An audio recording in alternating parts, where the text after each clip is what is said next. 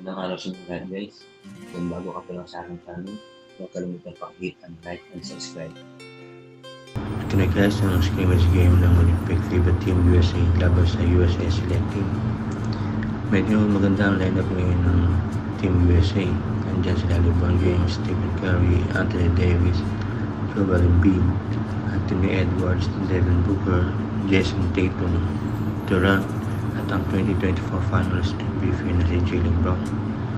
Solid din talaga ang team ng USA ngayon at malaki ang chance na sila ang manalo ng gold medal sa Olympic. Pero hindi rin biro ang nakalaban nila na USA Select Team sa pamumuno ni Kufa Flag, isang 17 years old na may taas na 6 feet and 8 inches, may dribble at shooting din.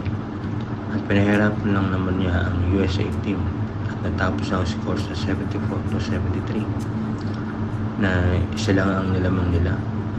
Kaya dapat nilang siseryosohin ang bawat laro na magaganap.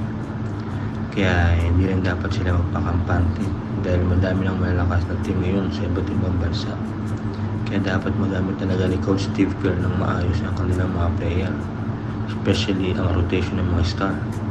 Dahil halos lahat sila ay puro scorer, baka most of the time may isolation play na gagawin ito. Ang pinaka mas effective, idadagdag mo pa ang mga pumoste na sina Davis at Embiid. May hirapan talaga sila mag-double team dahil papalimutan ang shooter ng USA team. Kaya siguradong mag-aalangan sila na iwan ng sinuman sa labas ng 3-point area. Kaya medyo nakakalamang sa gold ng USA ngayon sa Olympic FIBA.